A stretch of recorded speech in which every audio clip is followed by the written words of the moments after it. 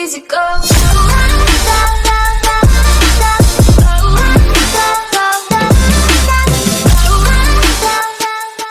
안녕하세요. 탈도사입니다. 오늘은 명리학은 생활학문입니다 라는 주제를 가지고 이야기를 해볼까 합니다.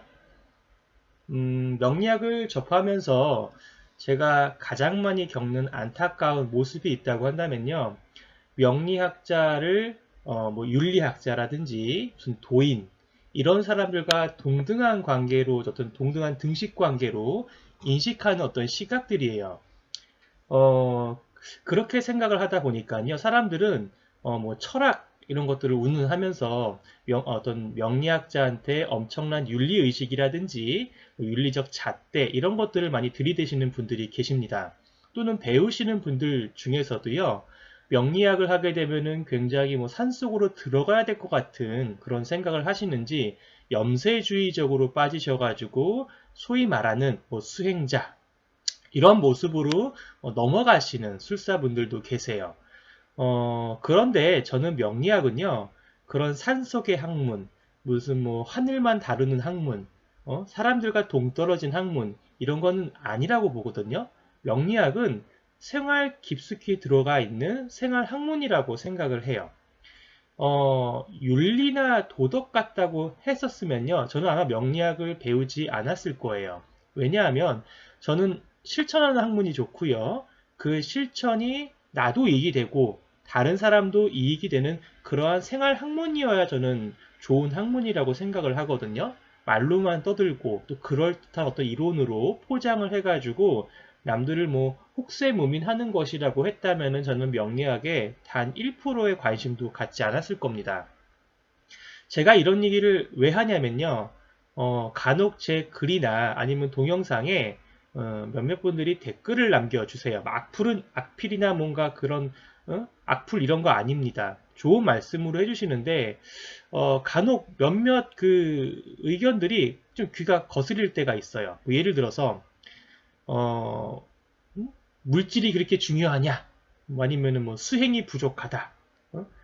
도라는 것이 그런 게 아니다. 라는 어떤 이런 뉘앙스의 말들을 많이 해주세요. 즉, 세상과 동떨어지고 실생활과 동떨어진 어떤 그 도인의 모습의 어떤 이상향을 저한테 제시를 하거든요.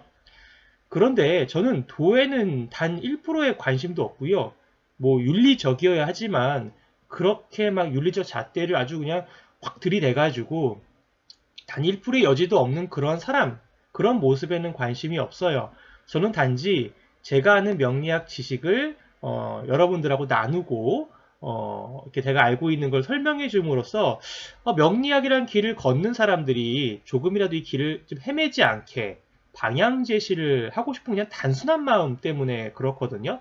근데 이거 가지고 대단히 뭔가 제가 명예가 상승하고 이런 거에 뜻을 두는 것 같이 아니면은 뭔가 도인이 되기 위한 과정에 뜻을 두는 것 같이 좀 보이나 보더라고요.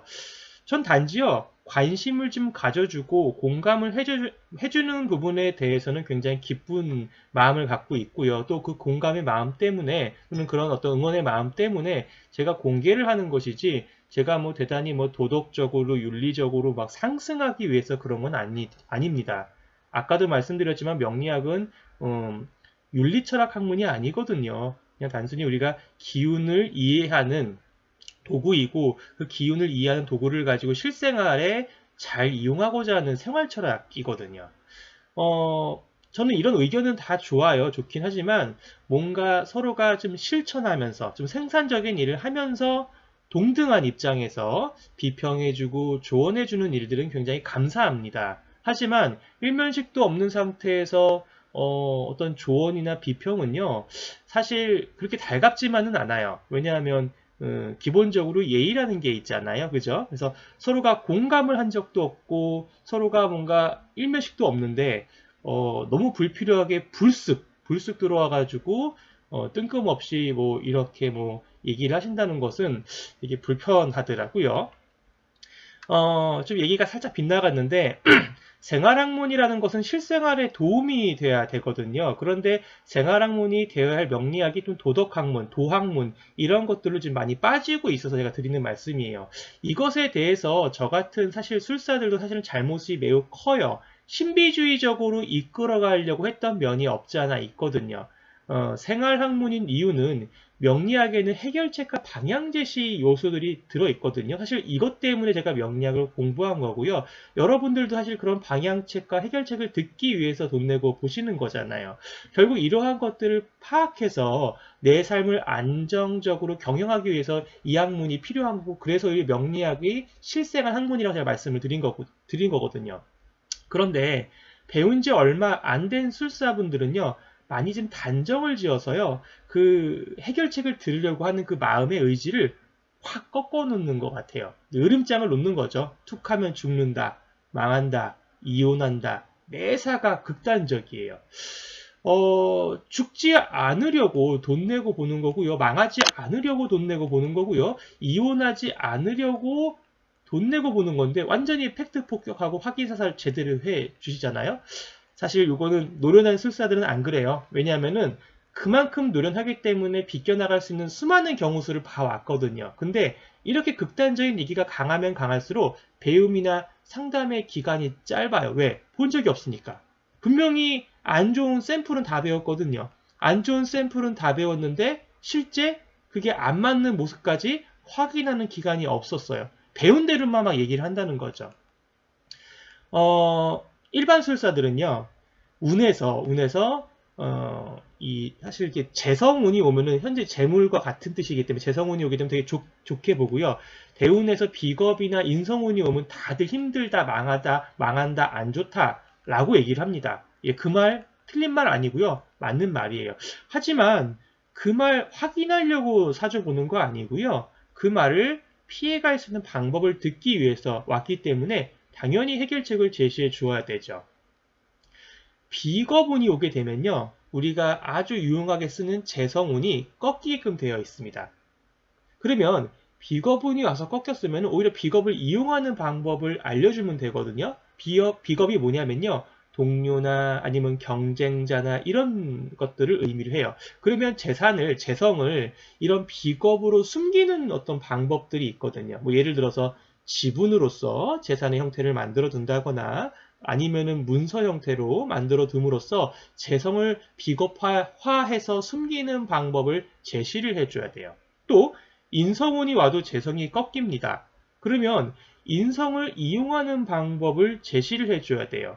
인성이 현금을 가장 작은 모습으로 숨기는 게 인성의 작용이거든요. 그러면 돈을 가장 작게, 현금을 가장 작게 숨기는 문서화 방법 또는 이권화 방법 또는 기술 형태, 면허 형태로 바꾸는 방법을 알려줘야 돼요.